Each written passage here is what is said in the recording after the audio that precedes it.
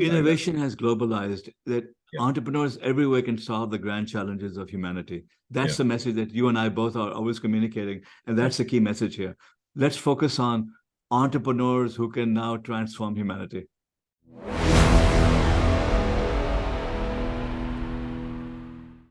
We are extremely honored and absolutely delighted to welcome Vivek Wadhwa all the way from San Francisco. Vivek is an author. He is an academic, an entrepreneur, a proud father, a wonderful husband, and he has basically dedicated his life now to basically helping the future and changing the world as we know it. He is a genuine game changer, and that is what we feel so happy and proud to have him on board with us today. Vivek, welcome. Hey, Tarek, it's good to be with you online. It is absolutely an honor, and I mean that from my heart, because some of the work that you're doing is so incredible, and we'll get to that. But before we get there, can you just give us a potted history of, in typical Bollywood style, we go back and do how did it all come about? What things happened in your life that brought Vivek to where he is today? Tarek, I've been going wherever life takes me. I never imagined I would become an academic. I never imagined I would, initially when I became a CEO of a couple of tech companies I founded, I never imagined I'd do that. And then, most recently I've become a CEO again. I founded a biotechnology company. I couldn't imagine myself in the biotech field, let alone being the CEO of a biotech company. And my intention is to help billions of people. So these are, life sort of makes its own plans. And what was most devastating to me over the last few years is the loss of my wife to cancer. And I made it my life's mission to cure cancer and to fulfill her wish that no one suffers the way she did.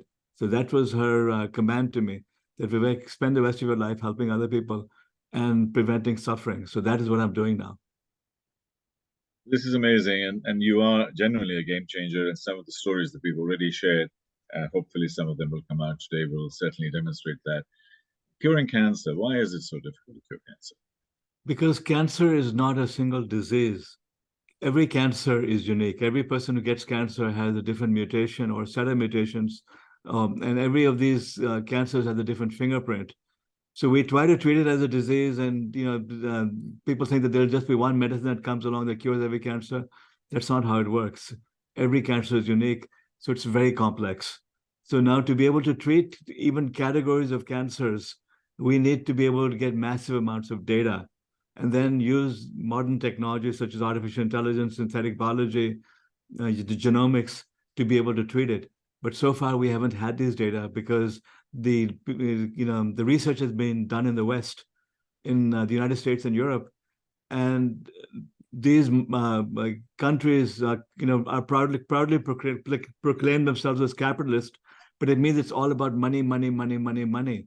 The medical system of the United States is probably the most corrupt in the world. Why do I say corrupt? Because it's geared towards keeping us sick.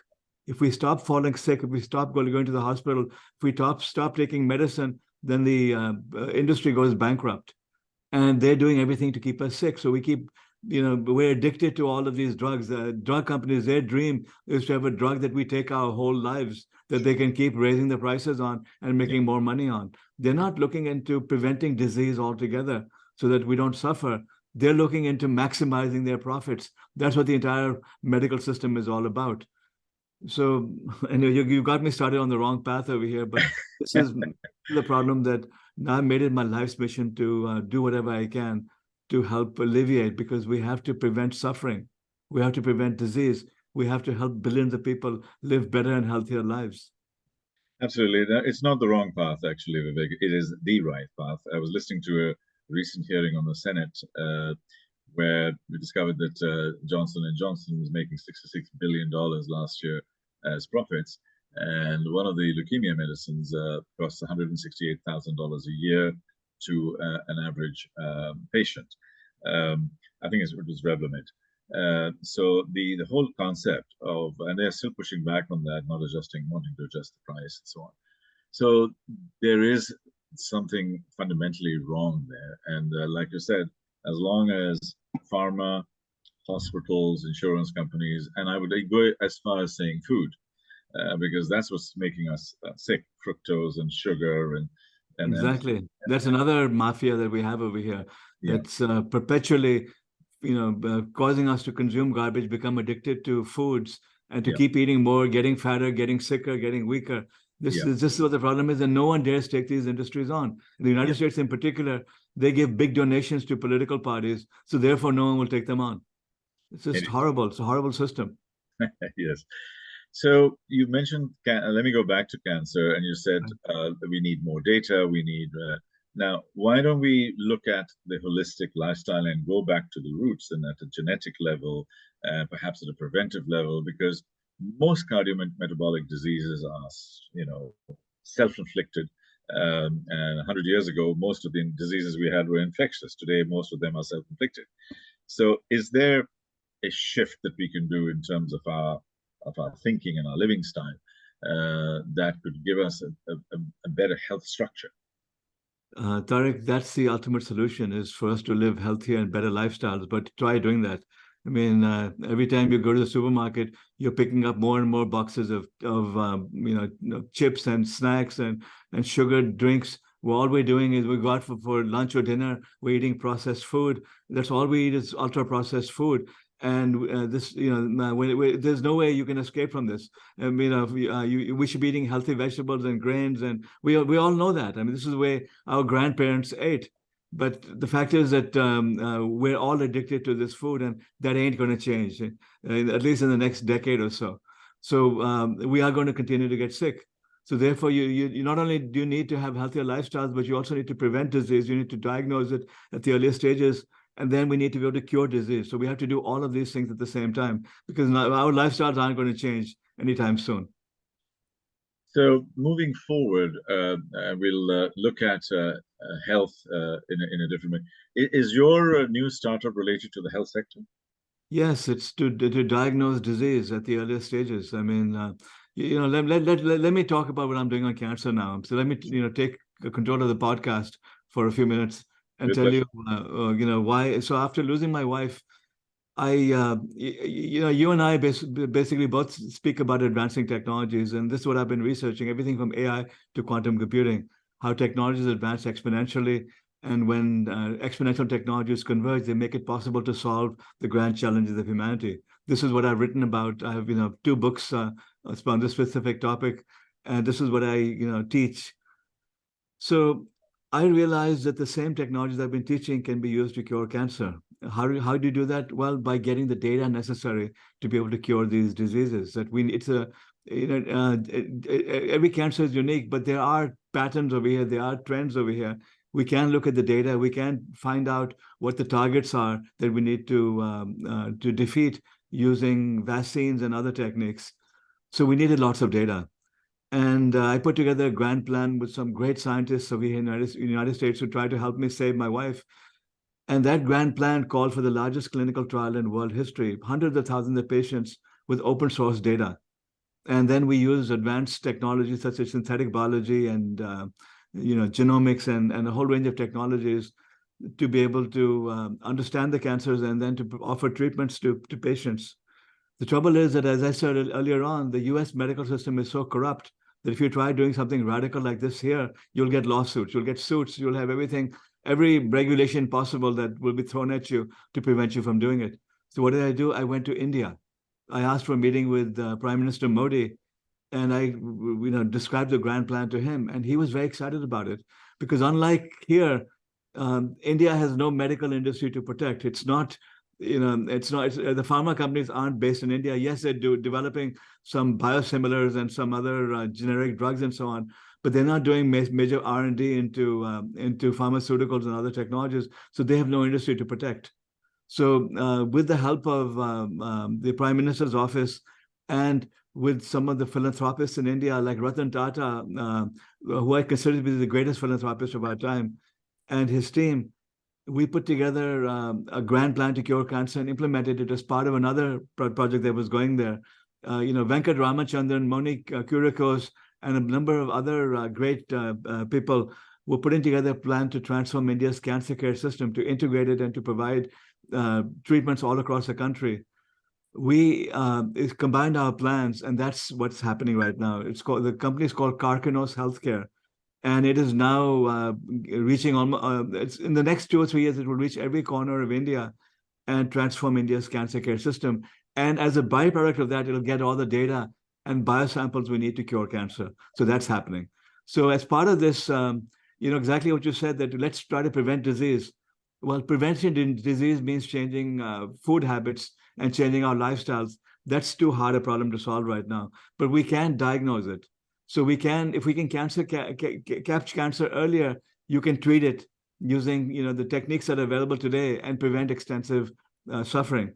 Yeah. So Karkinos has been screening people. So far, they've screened 1.5 million people already, and they found about 2 or 3% of them are likely to have cancer or be in early stages, and they're providing treatments to them and so on.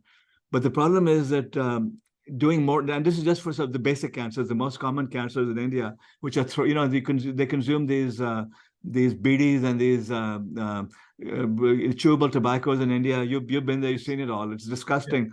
But they consume that there, and therefore you have this throat cancer, which is very common in India. And then you have breast cancer. Then you have a few common cancers which can be diagnosed, which can be detected quite easily without doing advanced medical tests. That's what they're doing. That's what Karkinos is doing. So when I started looking at what they're doing, I said, what about other cancers? These are just 4 or 5 cancers. What about the hundreds of other cancers? But that requires sophisticated medical testing. That requires genome sequencing, or it requires blood tests. And even when people are told that they're likely to have this type of cancer, the vast majority of Indians can't afford to get those blood tests. It's not different in the UAE. That, yes, the rich can afford everything, but the majority of the people can't afford the sophisticated blood tests. It's the same thing all across the Middle East and the rest of the world, Africa, South America, everywhere except Europe and America. You don't have the ability to get testing done when you think you might have a horrible disease. So the question is, how do we solve this problem? And this has been haunting me for the last 4 years or so. So I realized that there was a technology that I had already invested in, that I was mentoring, which was based in Chile, which could, essentially transform the entire medical diagnostics industry. And I'll let you, pause me here and ask questions, but we'll get back to it, and I'll talk to you about what I'm doing with my new startup. But I've decided I'm going to solve that problem and make diagnostics inexpensive and try to detect every possible disease right up front, so that people can start getting treatments for it, and they can change their lifestyle and habits. For example, if you're a smoker, that you're about to get lung cancer and you're about to die. No matter how addicted you are to smoking, you're going to give up smoking because you realize it's a matter of life or death. If you know that you're about to get a cancer, which is going to give you only 9 or 10 months to live, you're going to fix your diet habits. You'll start eating healthy. You'll start, fasting. You'll start doing all the things necessary to improve your health. So the key is to diagnose disease and to warn people that they're about to get seriously sick, and that their excuses won't, work anymore. Sure. Moving forward, you're sitting in the heart of technology, and this is in the Silicon Valley, and you are a technologist. You use technology to empower many things. We can't have a session like this and not talk about generative AI, quantum computing, and where that is going. On 2 aspects. One of them is at the technological level, and the other is at the humanity level. In other words, how will this technology impact us, society and humanity?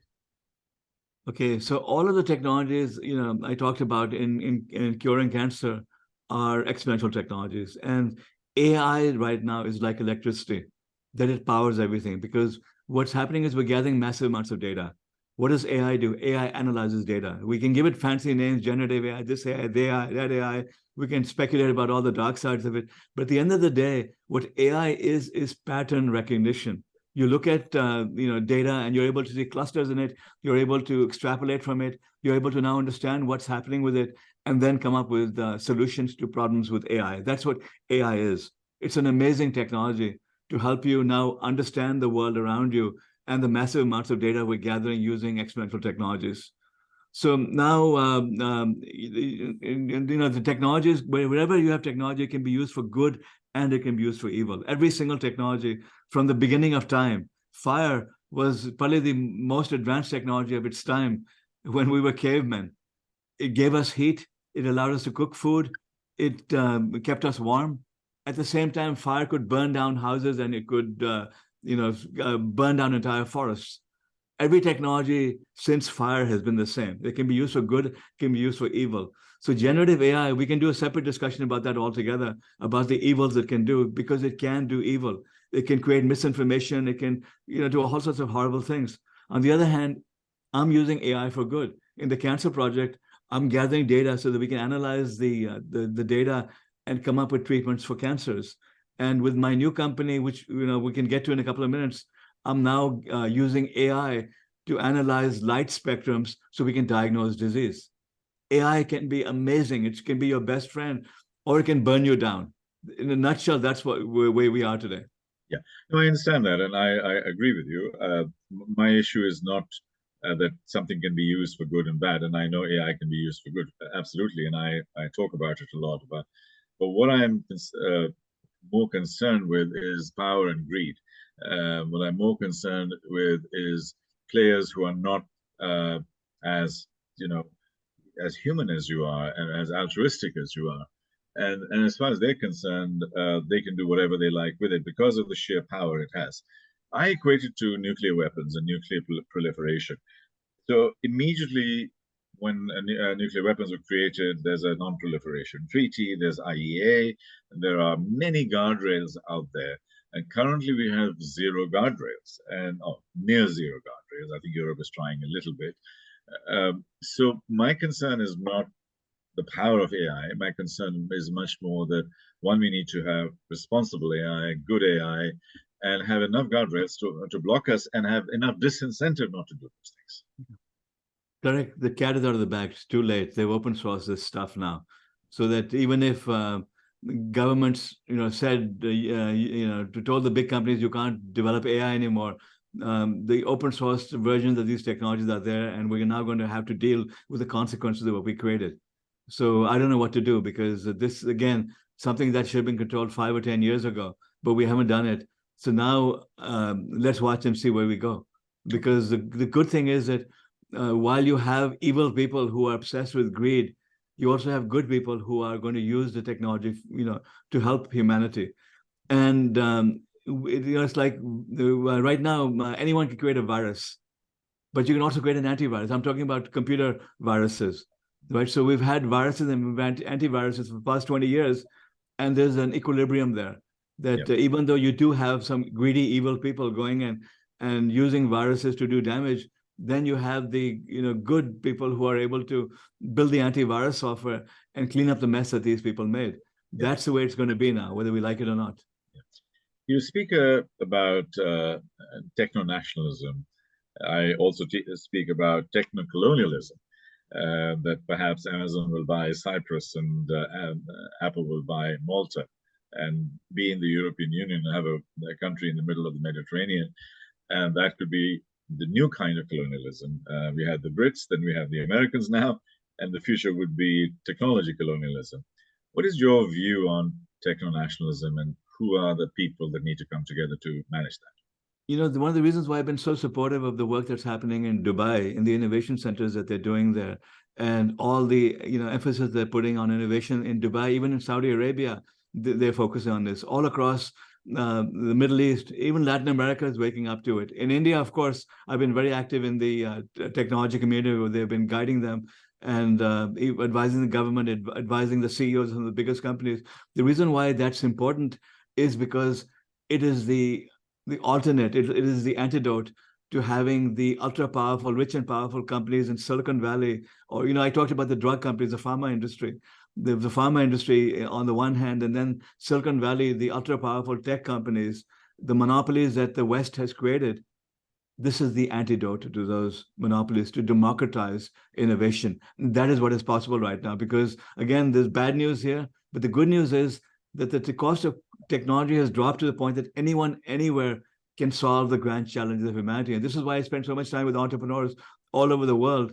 including in the Middle East, guiding them on it because I want to see them using technology for good versus for evil. Because when you're in Silicon Valley, you're cut off from reality. You don't see poverty. Other than the streets of San Francisco, you don't see poverty over here. You don't see desperation. You don't realize that when children in parts of the developing world come home, they have no light.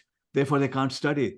That they have no heating. They have no air conditioning. That they die from waterborne viruses because the water isn't clean. That when someone gets cancer, they can't even afford the blood test to tell them what type of cancer it is.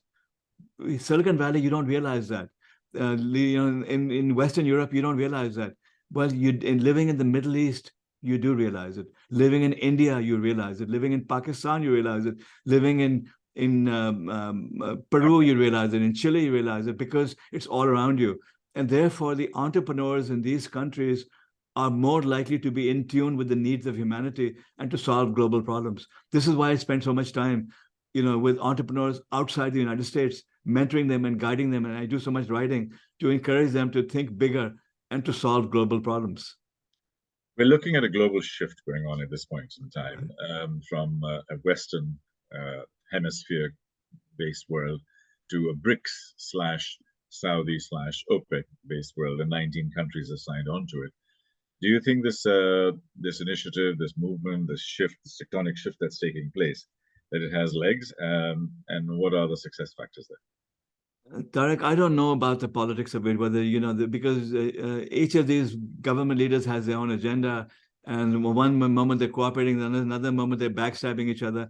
Leave that aside. I care about the entrepreneurs. I care people like us who really, want to do good for humanity, who now have the capability of doing it. And I care about, helping them and guiding them and making them successful so that they can solve the global problems. They're the ones who are ultimately going to do good and bring the world together. It isn't the governments who are going to save us, because governments are corrupt politicians and they have their own agendas. Indeed. I mean, you spoke about democratization of technology, and that's sort of where I was going with this particular question, is that that the shift towards the East and the BRICS countries, because they have large populations, they have a lot of data, therefore AI is democratizing things, quantum computing can democratize things, and so on. So therefore, I think the shift is less about guns and weapons, and it's much more about data, humanity, and various other elements. Innovation has globalized, that entrepreneurs everywhere can solve the grand challenges of humanity. That's the message that you and I both are always communicating. And that's the key message here. So forget about governments, forget about BRICS, forget about all of these, political blocks and so on. They don't matter. Let's focus on entrepreneurs who can now transform humanity. Sounds good to me. The music to my ears, absolutely. Let's talk about some of the fun things that you've done over the last couple of years in terms of the controversy that you've handled. People like Elon Musk. Where is he on your spectrum at this moment in time? Because he's moved from there to there and back somewhere in the middle. I used to love Elon Musk. I used to consider him the greatest innovator of our times. If you go and read my writings, I was defending him in the Washington Post when New York Times was ripping him apart. I came to his defense, and I used to call Elon a friend, okay?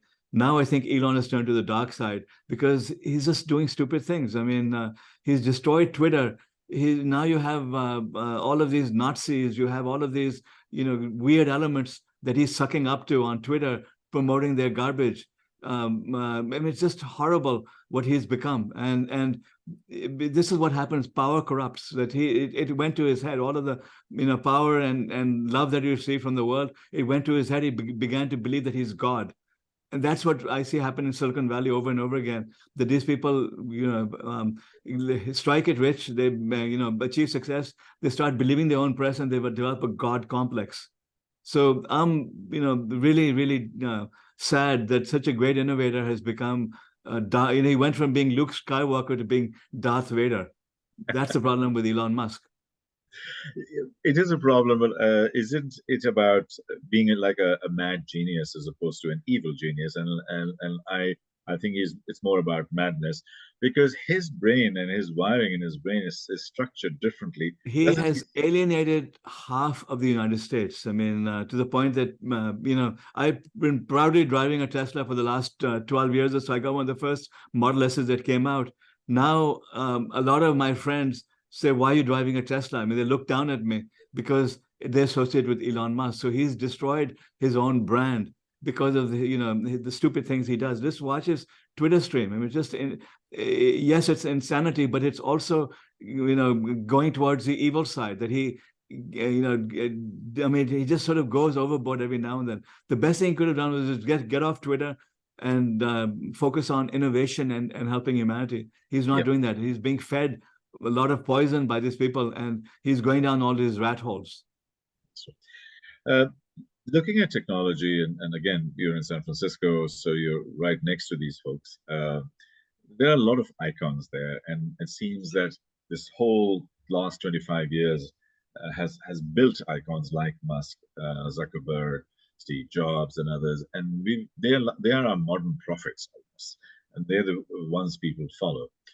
How do we democratize this? How do we flatten this? How do we are these companies, do they need to be broken up through legislation? Are they becoming too big for Tarek, but let's forget about them. They are what they are. Let's focus on now empowering entrepreneurs all over the world. Let's Yeah. focus on getting 100 unicorns coming out of the Dubai incubators.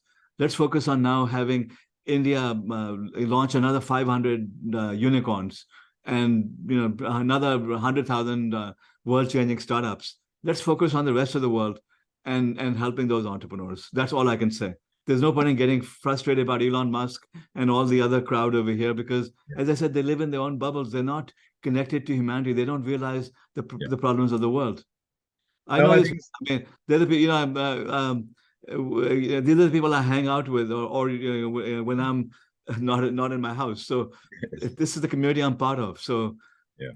like I said, I get frustrated, but then my attitude is let's just learn from them and move on. Focus Yeah. on helping others everywhere. Tell us a little bit about your books. You've written several books. If you can give us Okay, the a two quick books that summary. everyone must read are, first of all, Driver and the Driverless Car. It talks about everything from AI to quantum computing, and it teaches you what they are. And then the book is written so that your daughter could read it or your mother could read it. Okay, that was my goal, was to make it simple to read and to understand, so they can understand the basics of what's AI, what's quantum computing, what's synthetic biology, and then it also discusses the good and the evil, the good and the bad of these technologies, and the fact that the message of the book is that this is what's possible right now. We can solve the grand challenge of humanity. We can also destroy humanity. It's Star Trek, the utopia of Star Trek, and Mad Max, the dystopia of Mad Max at the same time. And what I try to convey is that it is the choices we make that will take us into either of these futures. And all of us has a role here. All of us has to start learning these technologies and helping our governments make the right choices because essentially what government is all about, their job is to laws are codified ethics. Ethics are a society, a consensus that we develop. So we have to basically tell them what the laws we want are by coming to a consensus on what's ethical. So it's up to us to understand all these things. That's what the book is all about. That's everyone can read. Now, for my business, executive friends, they should read the follow-up book to that, From Incremental to Exponential. That book tells you the secret of Silicon Valley. Why are there trillion-dollar companies now? Why is it that how do you build billion-dollar businesses and create new trillion-dollar industries? It's really the secrets of Silicon Valley and building innovation worldwide. So every business executive should. I wouldn't advise your daughter or your mother to read that because they'll get bored out of their mind. Even though there's some good interesting stories, there, this is not for them. From incremental to exponential is for people like you who, my hope is that you're going to become an entrepreneur again and start a billion-dollar business and give up on podcasts and, talking and start doing things like I've decided to do. You read it, my friend. Yes, that's true. But actually, I talk a lot, and my talking pays the bills, so I can do stuff. So actually, I'm doing a lot of things also. Then start your own company. I mean, Yes, this is what I just did the last yes, 3 or 4 months. I told you that I've gone from planning my next hiking trip. I was thinking of going back to Kashmir. yeah, Instead, now I'm waking up at 3:30, 4 o'clock every morning and going until 10 o'clock at night, seven yeah. days a week, because I'm an entrepreneur again, because I have to Because save the world. absolutely, that's your amazing passion that that comes together. I talk about a corporate and human immune system when it comes to companies and boards and people like that. I actually go and talk to a lot of them. They're not ready for change unless change comes and hits them in the face, and it's almost already too late. And that's when they start changing. So what I say is that until the cost to change, or rather the cost of not changing is greater than the cost to change, nobody's moving. So I think what they need is education. They need thought leaders like yourself to basically show them the stuff. I mean, like, folks, They need you to don't read think my you two can. books. They There you first go. need to read the basics about it, and then how they, because the book, well, the message of incremental exponential is that it's the big companies that have an advantage over the startups. Yeah. Because they have the critical mass, they've got experienced executives and so on and so on. So yes, there are antibodies fighting it, but the people within large companies who understand the future, Yeah. who take the risks, are going to now help their companies thrive. The other the executives who don't are going to be looking for jobs pretty soon. Yeah. You've got some amazing executive programs that you do for Carnegie Mellon and various others. Is that really one of the solutions that you have for these executive level folks who need to be able to be transformed? That's how I teach them, because I started doing these workshops many years ago because I had some of my CEO friends saying, "Okay, Vivek, you scared the crap out of us. What do we do now?" So I put together a 2-day program. It's my exponential innovation workshop, in which I developed it's a 2-day, very intense 10 hours a day, mind meld, in which we teach them about the basics of advancing technologies and then the new innovation methods. And with them, we get them to brainstorm and come up with ideas on how their companies can reinvent themselves and build billion-dollar businesses. I've done 40 of these so far. In 100% of the cases, every executive who commented on it said that this was the most valuable program they've ever attended. And then I've heard from many of them that they've now literally launched billion-dollar businesses as a result of that. I'm going to push back on this a little bit, with your permission. And that is that 7 years ago, when I invented or reinvented myself as a futurist, I was 7 years ahead. 5 years ago, I was 5 years ahead. Today, I just have context, experience, relevance, and the ability to connect dots. And I'm using my heart more than my sort of intellectual lead.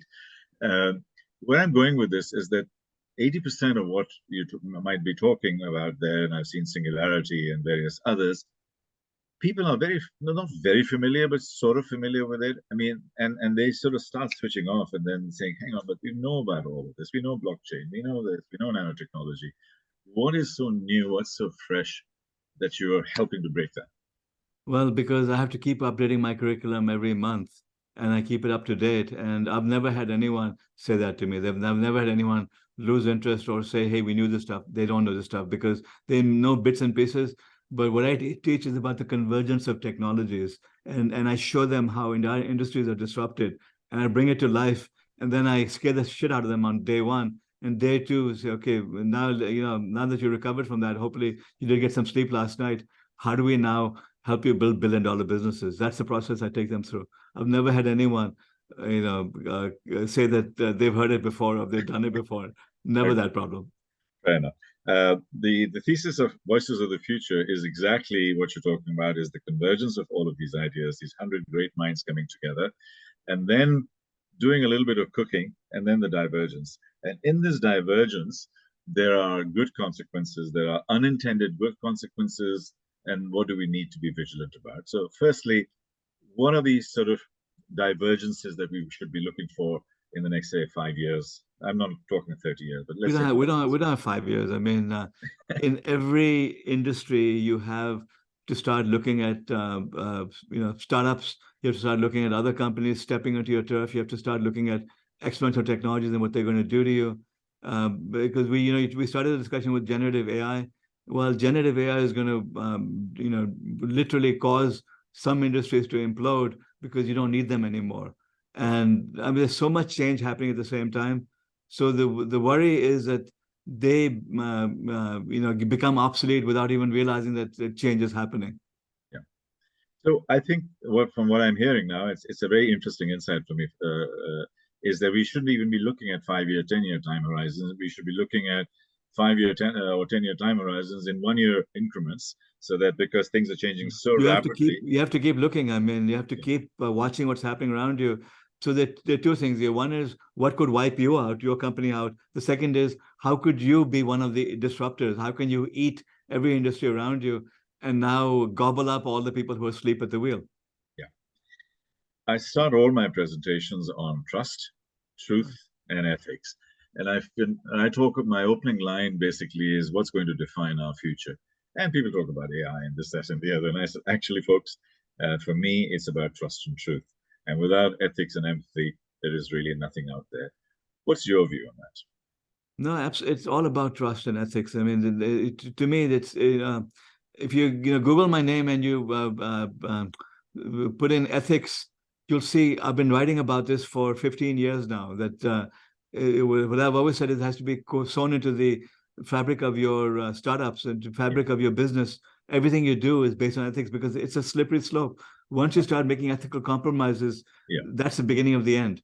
So it's something I take for granted, and this is why I'm also so outspoken. I mean, I never have to think about what I said before because I always speak the truth, and I speak truth to power, and I don't hesitate in pissing anyone off.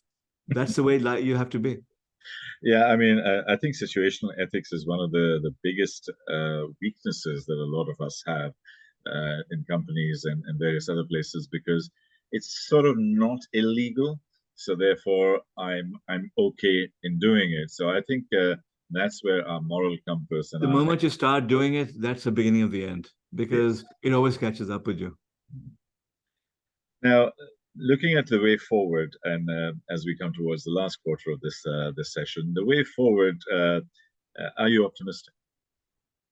I'm optimistic and I'm terrified at the same time. That's what driving the driverless car was about, saying that, look, we have no idea where we're going to end up over here. We could destroy humanity or we could be shooting for the stars. It's the choices we make that are going to take us into that future. At the end of the day, the book concludes that I am optimistic. I think we're going to get to Star Trek because humanity has always faced these challenges. From the beginning of time, we've always had these choices, and we've gotten it right every time. Otherwise, we wouldn't be here. We wouldn't be having these conversations if we had failed and if we had destroyed ourselves. So it's no different than it has ever been. So at the end of the day, I think that good will triumph over evil, and that we will rise and we will, be uplifting humanity. We have a new generation Z coming up right now, and Generation Alpha, which is from 2010 onwards. They think differently, they work differently, they have a different set of rules in their heads, and so on. And a lot of people who are older, and it's happened literally through time, are not understanding this young group who are now going to be taking over jobs and positions. That's the good news, because those people are a lot more concerned about humanity than their parents are. I mean, we've been through, we grew up in a different mindset. Our children have much higher values than we have, which is wonderful. This is why I'm optimistic for the world. Yeah, I think I've been hearing this message from several of our thinkers, where some of the more traditional people are sort of saying, "Oh, we're worried about the young generation, and they don't have any, concentration span. They don't focus on anything, etc., etc." But when you talk to the young people, and I have several young people in there too, they're saying our parents are leaving behind a lot of crap on our heads, and we need to be sorting it out. Climate change being one of them, and we're doing a lot of work, even as far as this book and platform is concerned, on climate change and sustainability. What are your thoughts and views in terms of how can we bring about utilization of technology and all of the good things that we have, AI and stuff, AI for good, but AI to eliminate climate change? Is there a big challenge like that in our heads, and can be achieved? Marek, we have to take responsibility, and we have to do whatever we can to solve problems ourselves. You don't, start complaining about the fact that things are bad. Well, do something about it. I mean, figure out how you can get together with other good people and solve the problems of your community, if nothing else. Start at home. Yeah. Start looking at what you can do, what your colleagues can do, and just do it. Don't make excuses. Don't blame other people for the problems of the world. That we have to empower ourselves. Yeah. And as far as your discussion about children go, we have to empower our children, because they're the ones who are going to save us from ourselves. What's the advice to parents? Is that the advice to parents? General advice as we look into the future? Absolutely. Yeah. Encourage your children to do what they are most passionate about. Empower them. Don't try to dictate that you must study this, you must study that. We did this, therefore you must do that. Forget it. You lived in a different generation. They have different values. They have higher values than you have. Yeah. Let them be themselves and encourage them and support them and guide them. Teach them about the importance of ethics and values and about helping other people and doing good for the world. Don't try to make them like you. Indeed. You have attended the fanciest schools in the world. You are part of Harvard Law School. You're part of Dartmouth, part of the Carnegie Mellon, and I've so on. retired from all of those, by the way. Now I'm focused. I'm the CEO of Vionics Biosciences. I'm Yeah. focused on solving problems. I'm not an academic anymore. After Good. again, I'm doing what I just said we should do. I'm taking the law into my own hands. I'm going to solve the problems myself. Yes. I'm literally decided I'm going to disrupt the entire medical diagnostics industry by making it affordable. So I've licensed technology from a company I was mentoring, which can turn any fluid or even gases into non-thermal plasma, capture the light spectrum, and then use AI to diagnose what's in it. This is what my company does. And literally, I'm funding it myself right now for my retirement savings. I said, fine, I'm going to do whatever it takes to make this happen, and it's going to happen. I'm So sure no it will. excuses. And I'm eating my own dog food. I'm doing what I say other people should do. Indeed. Where I was actually leading to with that question was parents are still absolutely pushing and convinced that their kids need to go to Harvard and Stanford and so on. No, forget Uh, this Harvard and Stanford and forget about them.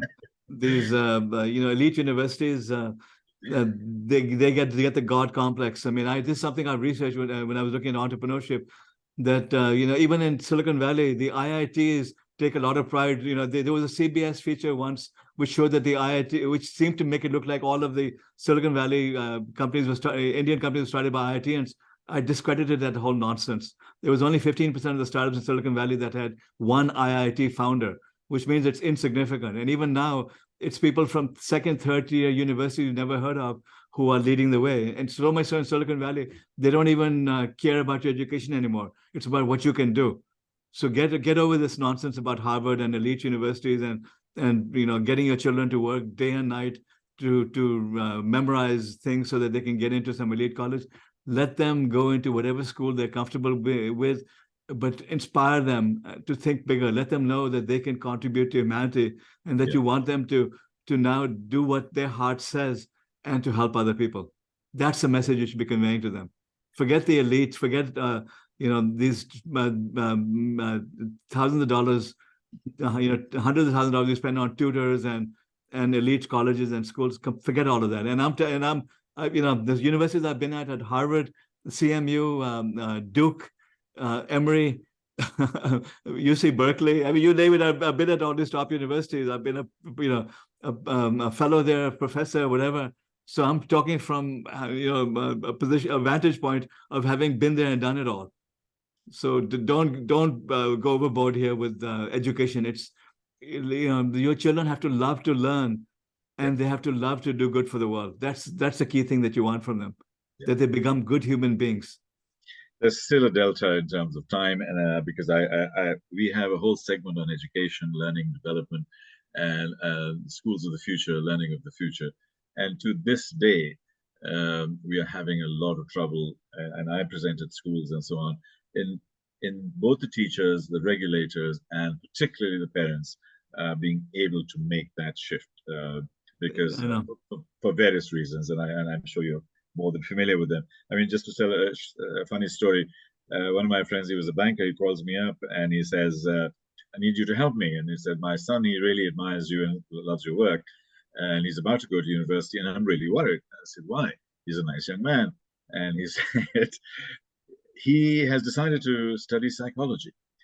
And I'm saying, so what's wrong with that? He said, well, you should do finance or law or something. He needs a job.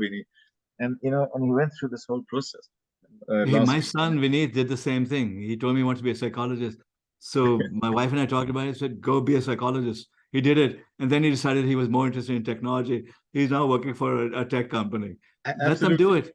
And that psychology degree that he got Yeah. gave him the advantage of understanding how to manage people. So he's become a very, very good manager because of what he learned from his psychology degree. He learned the human side of it because most managers in tech companies are a bunch of assholes. I mean, they're, techno geeks who don't know anything about managing other people or the soft side of it. Well, the psychology degree gives you that advantage, and we need good managers to inspire and motivate employees. So don't fight it. Yeah, absolutely. And psychology is pretty close relationship. Ethics is a close relationship to obviously human behavior and so on. Exactly. The And that humanities are as important as our engineering and science. Let your children do that if they want to, because we need the humanities as well. Because design and human values are more important than they ever were. indeed, and my whole thing is that as technology goes up, our humanity, our love, compassion, empathy, critical thinking, spirit, soul, judgment, common sense, creativity, passion, these become the more important things. And I feel that when we are looking at AI, the AI will just be giving us all the stuff that we need. But it's our brain and our heart connecting to that is what's hopefully going to make the future. So therefore, these are the final frontiers left. And Absolutely. and so as we come to the end, Vivek, can you go back to your company and your passion at this point in time and give us the whole My experience? goal is to make medical diagnostics almost free. That with this device, literally, I've turned the entire system on its head. That I'm turning biological data. I'm turning biology into data. In other words, when you take blood, urine, saliva, and even human breath, we ionize it, capture the light spectrum, and then we use AI to analyze it. That's what the technology will do. And the devices, my goal is to get the cost down to about $5,000 or so for a device, which means that you can have it in every doctor's office, you can have it in schools, you can have it everywhere.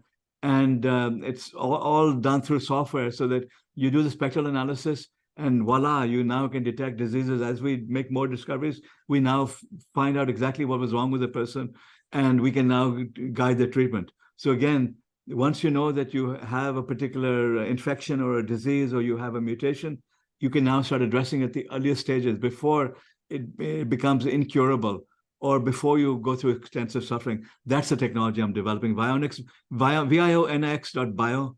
The website should be up by the time people watch this. Yeah. Check it out. This is what I'm working on. And there's no guarantee I'm going to succeed, Tarek. That it could fail, but at least I've done all I can, to try to help humanity. So that's my contribution to the world. That I will give it my best in the next year or two. My goal is to disrupt the entire industry. If I succeed, we all win. If I fail, fine. I'll probably figure something else out and try something else. That's the way life goes. It does, but I don't think there's failure because what's going to happen is that in this journey you'll learn other things. In this journey you'll produce other. I mean, nobody went out there to develop a microwave oven. I mean, we're doing other things, and you discovered that. So serendipity will happen, new discoveries will happen, and I think and I think that's part of the conversation we need to have with people is that there is no failure. These are just learning experiences, and we didn't go down that We route. have to try. We have to give it our best. And even if we fail, that's learning. And good comes from the learning. Yeah, So that's what I'm doing. I'm as ambitious. I mean, people liken this to Theranos. Yeah, I said, no, no, it's not Theranos. It's Theranos to the power 10. This is 10. I mean, this is 10x bigger than Theranos. That's how ambitious I am. And except rather than Theranos, which is all in secrecy, I'm making it all available. I'm going to open source everything, make the yeah, devices available to everyone, to researchers all over the world from day one. yeah. And I'm talking about it, openly without any secrecy. And again, I'm also acknowledging the fact that I could fail. Big deal. I tried. I gave it my best. Yeah. And if I succeed, it helps humanity. If I fail, then fine. I've learned something, and we move on. No, I think it's much beyond that. But I think apart from the fact that you're not blonde and beautiful, you're handsome and debonair, but you can't do the Theranos equivalent. So you have nothing to distract them with. So you obviously go for truth and you go for transparency, and I think that in itself is quite amazing. We talk about creating a $1 billion company, but again, you're speaking it from the context of more mature economies and stuff like that. How can we I mean, the X Prize was there, is still there, and in the past, a lot of things have come through competition, and philanthropists are not supporting enough angel projects. People are not very good angels. They are better VCs than angels. Uh, what do we need to do to build that culture? You mentioned incubators in Yeah, Dubai. there are two separate discussions. First of all, the way you build $1 billion business is by helping 1 billion people. That's what I'm doing. It's not that I'm doing this all philanthropically. I'm going to build a multi-billion-dollar business over here, but I'm going to do it by helping 1 billion people and uplifting humanity. So that's part one. Part two is that I realize that. I mean, this is why I decided to use my own life savings, my own retirement savings to fund this company. So I'm doing things very economically. And the good thing is that because people believe in me, they're working for me for free. I mean, they're working in their spare time. They're offering free consulting services. Yeah. Everything that people, all of my friends, they're doing everything they can to help me, which means I can now bootstrap this, company. And I don't have to beg people for money. I don't have to go to the big guys and venture capitalists in Silicon Valley and say, hey, I need a couple of $1 million to do this thing. Because then the first thing they'll do is saying, well, you have to focus on the rich rather than the poor. I'm not going to do that. I'm doing this for the poor. I'm doing this for the people, the cancer screenings we're doing in India. That's what this project is for. I'm actually started this company for Carcanos to do cancer screenings all across India and to provide this inexpensively. This is what the project is all about. This is why I'm funding it. It's not for me. It's not to make $1 billion. It's to help other people. And this is why I haven't gone to investors, because it'll be exactly as you said, that I'll go to them and they'll say, no, they were not going to fund it because it seems you're doing it for charity. Screw that.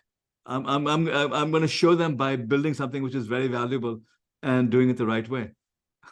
You have truly inspired me, because I started in 2003-4 something I called mobile aid. Was aid through mobiles. We were the first ones in the world coming up with SMS-based donation, and people looking at me, why the hell are you doing it? And I said, I think I've cracked the code in being able to reach the masses. And I failed that because the whole world wasn't ready. I restarted that in 2012, again wanting to make a difference. And I rechanged the name of the company because I got in trouble by using the word mobile aid, as in live aid, band aid. So I said MAD. MAD stands for make a difference, and make a difference in humanity and business. So the idea was, and I created something, and my brand for the philanthropic side, the social side, was 100% MAD. And the reason was that I put the stake in the ground and said, I always will give away 100%. Your money is my money held by me in trust, in faith. I will not touch it. I'll use my brain, my imagination, my business acumen to build businesses around it to pay for the bills. But your money is amana, which in Arabic means money held in trust. So this is the whole philosophy that I had, and boy, did I get resistance. I was steamrolled, because even charity and philanthropy and social things are they're big businesses. People make a lot of money out of it.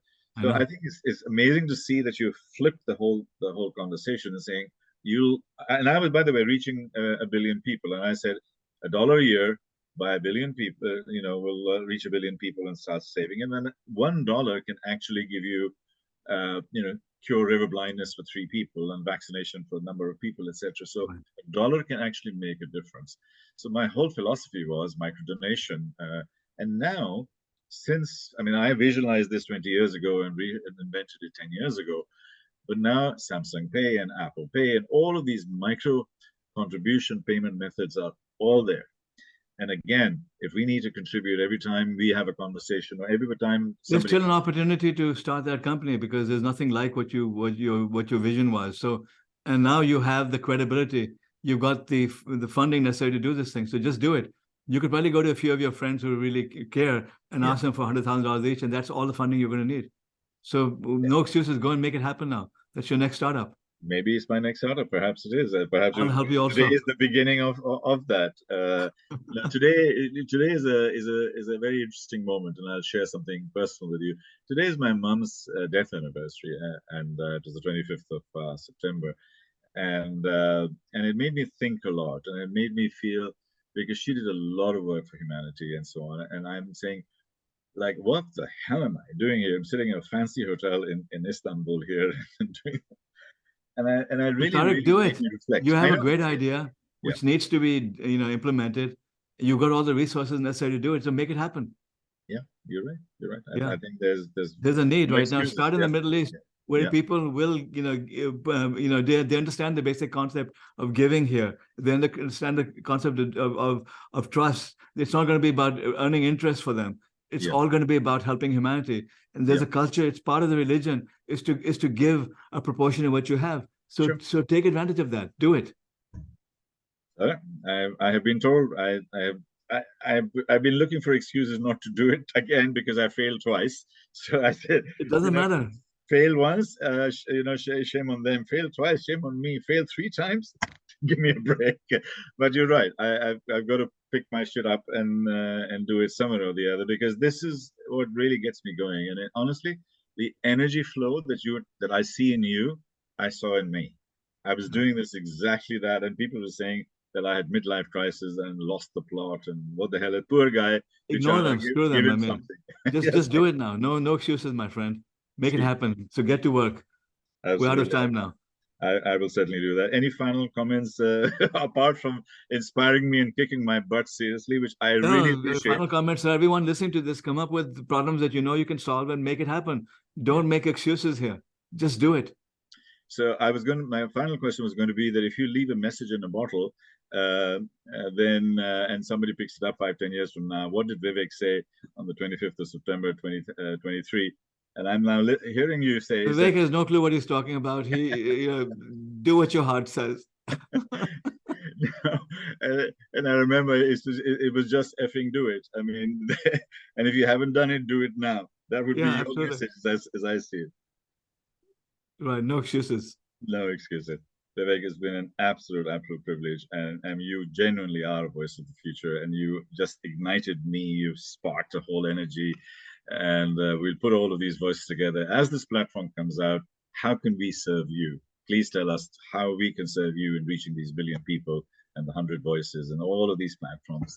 I'm always there for you, my friend, and All right, my friend. just anytime. It would be my absolute honor and privilege to be able to Good. serve you, not serve you from my Absolutely. heart. All right, brother. Thank you very much. God Okay. bless. Take care. And a lot of people will enjoy this and be inspired by this. Thank you. Take care. Cheers. All the best. Cheers.